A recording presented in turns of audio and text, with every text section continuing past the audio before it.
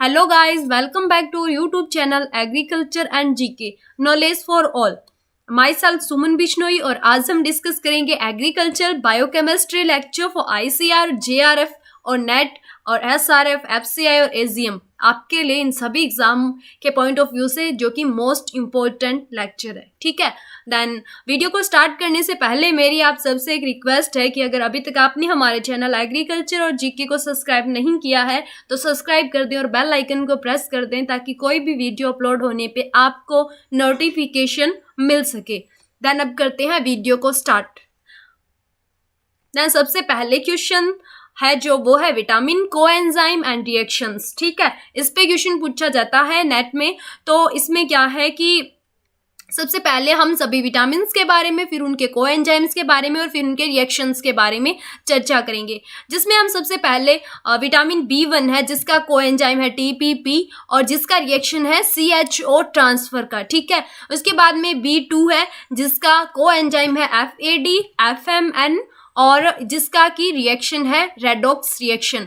ठीक है, उसके बाद में B3 है जिसका NAD+, NADP+ और इसी का भी रेडॉक्स रिएक्शन है। उसके बाद में B5 है जिसका कोएंजाइम A और इसका रिएक्शन है एसाइल ग्रुप। ठीक है, फिर है B6। लास्ट ईयर नेट में जो क्वेश्चन पूछा गया था वो B6 से था कि B6 का कोएंजाइम कौन सा है, तो कौन सा है पायरोडॉक्साइल फॉस्फेट। ओके, उसके बाद में है ये क्या का मतलब इसका रिएक्शन क्या है, तो अमीनो एसिड ट्रांसफर इसका रिएक्शन है। B7 में क्या है, बायोसाइटिन है इसका कोएंजाइम और ATP और कार्बोक्सिलेशन इसका रिएक्शन है। उसके बाद में B9 है उसका है THF और इसका है थाइमिन सिंथेसिस। उसके बाद में B12 है जो 5 एडेनिसिल कोबे माइन। ठीक है, उसके बाद में इसका है मिथाइल ग्रुप रिएक्शन है इसका। ठीक है, उसके बाद में चलती है नेक्स्ट स्लाइड पे। तो नेक्स्ट स्लाइड में क्या है, फ्लेवेनोइड इंडक्शंस के बारे में है। फ्लेवेनोइड इंडक्शन के बारे में जानने से पहले सबसे पहले हमको जानना होगा कि फ्लेवेनोइड्स क्या है। ठीक है, तो फ्लेवेनोइड्स का मेन काम क्या है, फ्लेवेनोइड्स का रोल क्या है। फ्लेवेनोइड्स क्या करता है कि रूट में जो नोड्यूल फॉर्मेशन होती है ना, उसका काम जो फ्लेवेनोइड है वही करता है। ठीक है, ये क्या है, कोई रूट के हेयर्स है। ठीक है, फ्लेवेनोइड इसीलिए मतलब इसलिए रिस्पॉन्सिबल है ये जो नोड्यूल्स का निर्माण होगा रूट में उसके लिए। ठीक है, ये फ्लेवेनोइड्स क्या करेगा, नोड जीन सेक्रेट करेगा और ये नोड जीन क्या करेंगे, नो फैक्टर बनाएंगे और जो नो फैक्टर क्या करेंगे, क्रिएट करेंगे नोड्यूल्स को। ठीक है, कहाँ पे, रूट पार्ट में। ठीक है, तो उसके बाद में चलती हैं नेक्स्ट स्लाइड पे। नेक्स्ट स्लाइड में है amino acid precursor for hormones. ठीक है, तो इसमें क्या है, अमीनो हार्मोन्स है और उनके लिए जो अमीनो एसिड जो प्रिकर्सर है और उनका जो रोल है उनके बारे में हम बात करेंगे। ठीक है, तो जो ऑक्सिन है उसका प्रिकर्सर कौन है, ट्रिप्टोफैन जो कि एक अमीनो अम्ल है और इसका रोल क्या है, सेल इलोंगेशन। ठीक है, जिब्रेलिन का क्या है, एसिटाइल कोएंजाइम A और इसका रोल है पार्थेनोकार्पी और साइटोकाइनिन का क्या है, प्यूरिन ऑफ tRNA और इसका रोल है सेल डिवीजन। ठीक है, उसके बाद में है इथाइलिन और जिसका प्रिकर्सर है मिथ्योनिन और उसके बाद में इसका रोल है फ्रूट राइपनिंग। ठीक है, और ABA जिसे इंडोल ब्यूटेरिक एसिड बोला जाता है वो है वायोलेंथिन और एप्सिजन इसका क्या है, रोल है। ठीक है, और इससे हर बार एक आधा क्वेश्चन आता है इसलिए ये मोस्ट इंपॉर्टेंट है पॉइंट ऑफ व्यू। और उसके बाद में नेक्स्ट स्लाइड पे चलते हैं।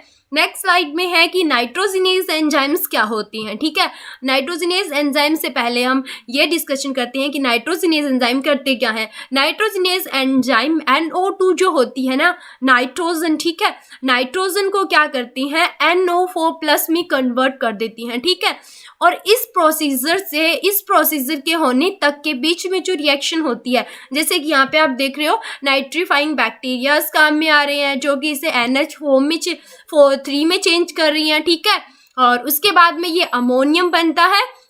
उसके बाद में नाइट्रीफाइंग बैक्टीरियाज काम में ली जाते हैं जो नाइट्रेट बनाते हैं और फिर ये बनता है। ठीक है, ये सारा प्रोसीजर होता है नाइट्रोजिनेज एंजाइम का। ठीक है, उसके बाद में हम नेक्स्ट स्लाइड पे चलते हैं। नेक्स्ट स्लाइड में है कि बायोलॉजिकल नाइट्रोजन फिक्सेशन कहता है कैसे होता है, तो वो नाइट्रोजिनेज एंजाइम के प्रेजेंस में होता है। ठीक है, ये रिएक्शन है और ये FEMO जो कोफैक्टर है उनकी स्ट्रक्चर है। उसके बाद में चलती हैं हम नेक्स्ट स्लाइड पे। तो नेक्स्ट स्लाइड में है कि एग्रोबैक्टीरियम मेडिएटेड जो जीन ट्रांसफॉर्मेशन है उसके बारे में। तो उसके बारे में क्या है कि उसके अलग अलग एग्रोबैक्टीरियम जो है वो है क्या, ये एक सॉइल बोर्न डिजीज करता है एग्रोबैक्टीरियम जो है, और इससे क्या होता है कि जो प्लांट्स होते हैं उनकी रूट में सॉइल बोर्न डिजीज होता है, और ये इसकी कुछ स्पीसीज है, ठीक है। वैसे तो इसकी बहुत सारी स्पीसीज है, लेकिन जो इंपॉर्टेंट है पॉइंट ऑफ एग्जाम के पॉइंट ऑफ व्यू से वो ये 4 हैं जो मैंने आपको लिख के इसमें लिख रखी है पीडीएफ्स में, ठीक है। उसके बाद में नेक्स्ट स्लाइड पे चलते हैं। नेक्स्ट स्लाइड में ये डायग्राम है, ये देखो ये प्लांट सेल है और ये जो है एग्रोबैक्टीरियम है, ठीक है। तो इसका ट्रांसफर कैसे होता है प्लांट सेल में वो पूरा प्रोसीजर इस डायग्राम में इजीली समझाया गया है, ठीक है। उसके बाद में चलते हैं नेक्स्ट स्लाइड पे। तो नेक्स्ट स्लाइड में क्या है कि प्रोटोप्लास्ट फ्यूजन। अब सबसे पहले हमें ये पता होना चाहिए कि प्रोटोप्लास्ट फ्यूजन होता क्या है।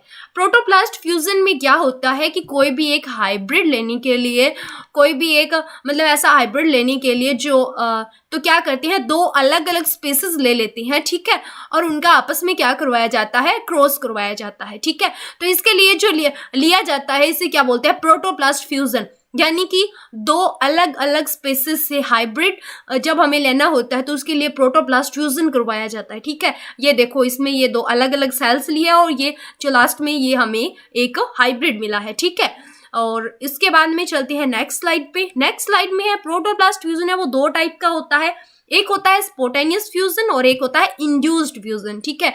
स्पॉन्टेनियस जो फ्यूजन है उसमें एक टाइप है मैकेनिकल फ्यूजन, ठीक है, और सेकंड जो है इंड्यूस फ्यूजन में क्या है, 2 टाइप है, कीमो फ्यूजन और इलेक्ट्रो फ्यूजन, ठीक है।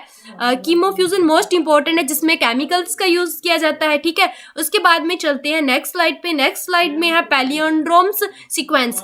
पैलियोंड्रोम्स क्या होता है, पैलियोंड्रोम्स में है कि पैलियोंड्रोम्स इसके बारे में पढ़ने से पहले हमें ये जानना होगा, जैसे कि ये एक मान लो एक सीक्वेंस है, ठीक है। डीएनए में जो स्टैंड होते हैं एक है 5' to 3' और एक है 3' से 5', यानी कि दोनों जो स्टैंड है वो है, ठीक है।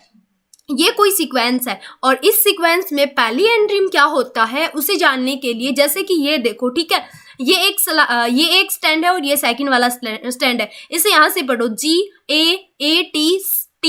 ठीक है, और इसे इस साइड से पढ़ो GAATCC, ठीक है। तो इसमें क्या है, ये देखो सेम है ना दोनों चीजें, लेकिन अपोजिट है एक दूसरे के, ठीक है, लेकिन बिल्कुल सेम है। तो इसी सीक्वेंस को क्या बोलते हैं, पैलियोंड्रोमिन सीक्वेंस, ठीक है। ये क्या करते हैं, रेस्ट्रिक्शन जो एंजाइम होते हैं उसी के एक टाइप है, जिसमें क्या होता है जो रेस्ट्रिक्शन एंजाइम्स होते हैं वो क्या करती हैं, ऐसे ही जो स्टैंड्स होते हैं उनके मतलब जो सिरे होते हैं उनको पहचानते हैं, उन स्टैंड को पहचानते हैं और उनमें कट लगाते हैं, ठीक है। ये देखो ई कोलाई जो है ARI, इसमें कट लगा के इसे सेट किया गया है, ठीक है। उसके बाद में चलते हैं नेक्स्ट स्लाइड पे। नेक्स्ट स्लाइड में जो नेक्स्ट क्वेश्चन आया था नेट में लास्ट टाइम नेट में, वो था कि पल्सेस में कौन सा अमीनो एसिड होता है जिसकी डेफिशिएंसी पाई जाती है। तो पल्सेस में कौन सा होता है, मिथ्योनिन या फिर ट्रिप्टोफैन, ठीक है। और सीरियल्स में कौन सा होता है, लाइसिन होता है, और जो नट और ऑयल सीड्स होते हैं उनमें कौन सा होता है, लाइसिन होता है, ठीक है। और लीव ग्रासेस और ग्रीन लीफी वेजिटेबल्स में मिथ्योनिन होता है, ठीक है। ऐसे अलग अलग टाइप से होता है। और उसके बाद में चलते हैं नेक्स्ट स्लाइड पे। नेक्स्ट स्लाइड में है कि इंट्रोपेप्टिडेज एंजाइम्स क्या होते हैं, ठीक है। तो इसमें ये है कि 2 टाइप्स होते हैं, फर्स्ट है ट्रिप्टोसिनोजिन और सेकंड है ट्रिप्सिन। तो ट्रिप्सिन क्या है, एक एक्टिव फॉर्म है, और जो ट्रिप्सोनजन है वो क्या है, एक इनएक्टिव फॉर्म है ट्रिप्सिन की, ठीक है। ट्रिप्सोजन से ट्रिप्सिन में चेंज करने के लिए कीमोट्रिप्सोजीन और कीमोट्रिप्सिन काम में लिया जाता है इन एंजाइम्स को, ठीक है। और उसके बाद में चलते हैं नेक्स्ट स्लाइड पे। नेक्स्ट स्लाइड में लास्ट ईयर जो क्वेश्चन पूछा गया था नेट में वो था कि सी वैल्यू पैराडॉक्स क्या होती है। सी वैल्यू पैराडॉक्स क्या होती है, कोई भी मतलब ऑर्गेनिज्म है, ह्यूमंस मान लेते हैं एग्जाम्पल, ह्यूमन होमोसैपियंस, इसके जीन्स की जो संख्या है, जीन्स है मान लो कि ये 30,000 है, ठीक है। और इसके जीनोम का जो साइज है, जीनोम का साइज ये है, ठीक है, 32 GB। तो इसमें क्या है, इन दोनों के बीच में जो कोरिलेशन है, जो बीच का सीक्वेंस है, इसी को क्या बोलते हैं, सी वैल्यू पैराडॉक्स, ठीक है। इसी प्रकार से इनके बीच का ये देखो, इन सब के बीच में जो डिफरेंस है, इन सब के बीच का जो कोरिलेशन है, उसी को क्या बोलती हैं, सी वैल्यू पैराडॉक्स, ओके। उसके बाद में चलते हैं नेक्स्ट स्लाइड पे। नेक्स्ट स्लाइड में है कि ATP require for C4 pathway, यानी कि C4 जो चक्र होता है, साइकिल होता है, पाथवे होता है, उसके लिए कितने एटीपी रिक्वायर्ड है। क्वेश्चन में CO2 भी पूछा जा सकता है, NADPH2 रेशियो भी पूछा जा सकता है, ठीक है। तो इसके लिए मैंने सभी स्लाइड में लिख दिया है। जैसे कि C3 प्लांट है, C3 प्लांट में ये देखो मैंने यहाँ पे लिखा है कि CO2 ratio, ATP ratio, NADPH2, यानी कि CO2 का एक मॉलिक्यूल, ATP के 3 मॉलिक्यूल्स और NADPH2 के कितने मॉलिक्यूल, 2 मॉलिक्यूल। जो क्वेश्चन पूछा गया था वो था कि C4 में ATP कितने रिक्वायर होते हैं, तो C4 में देखो ATP कितने रिक्वायर है, 5, ठीक है। इसी प्रकार से कैम प्लांट और ये C4 प्लांट, ठीक है। इसमें से एक क्वेश्चन हर बार पूछा जाता है। उसके बाद में चलते हैं नेक्स्ट स्लाइड पे। नेक्स्ट स्लाइड में है जो CRISPR-Cas9 इन्वॉल्व जो है वो किस लिए यूज में लिया जाता है, तो इसका यूज किस लिए होता है, जीन एडिटिंग में इसका यूज किया जाता है, ठीक है। इसमें क्या होता है कि कोई भी वायरस है वो बैक्टीरिया पे अटैक करता है तो उस साइट को पहले रिकॉग्नाइज किया जाता है, आइडेंटिफाई किया जाता है और फिर उस जगह को कट किया जाता है, ठीक है। उसके बाद में चलते हैं नेक्स्ट स्लाइड पे। नेक्स्ट स्लाइड में क्या है, एपोपेटोसाइज प्रोग्राम सेल डेथ क्या होता है। तो एपोपेटोसाइज प्रोग्राम सेल डेथ में क्या होता है कि कोई भी सेल है, ठीक है, उसके DNA में या उसके क्रोमोसोम में या उस सेल श्रिंकिंग हो गई, ठीक है, कोई भी प्रकार का मतलब चेंजेस होता है जिसके कारण कि एंडिंग में जो सेल है वो ऑटोमेटिक डेथ हो जाती है, उसे क्या बोलती है, एपोपेटोसिस प्रोग्राम सेल डेथ बोला जाता है, ठीक है। उसके बाद में है कि हिस्टोन प्रोटीन क्या है। हिस्टोन प्रोटीन में क्या है कि हिस्टोन प्रोटीन की फैमिली में मेन 5 टाइप्स हैं। 5 में से कौन कौन से हैं, फर्स्ट है H1 और फिर है H5 और H3। ये जो 3 है इन तीनों को लिंकर हिस्टोन भी बोला जाता है और जो H2A और H2B है इन दोनों को कोर हिस्टोन बोला जाता है, ठीक है। ये दोनों इंपॉर्टेंट है, जिसमें से लास्ट ईयर क्वेश्चन में जो पूछा गया था वो H2A और H2B पूछा गया था, ठीक है। तो इसमें इसकी स्ट्रक्चर्स भी मैंने दे दी है ताकि आपको इजीली याद हो जाए। उसके बाद में चलते हैं नेक्स्ट स्लाइड पे। नेक्स्ट स्लाइड में जो लास्ट क्वेश्चन है वो है कीटोजेनिक और ग्लूकोजेनिक अमीनो एसिड्स क्या होते हैं। सबसे पहले कीटोजेनिक्स के बारे में बात कर लेते हैं। कीटोजेनिक्स क्या है कि जो कीटोजेनिक्स जब वो डिग्रेड होती हैं, ठीक है, तो क्या बनता है, एसिटाइल कोएंजाइम ए बनता है, ठीक है। और जो एसिटाइल कोएंजाइम ए होता है वो किसके प्रिकर्सर होते हैं, कीटोन बॉडीज के, ओके। इस पूरे प्रोसीजर को क्या बोलती हैं, कीटोनिक।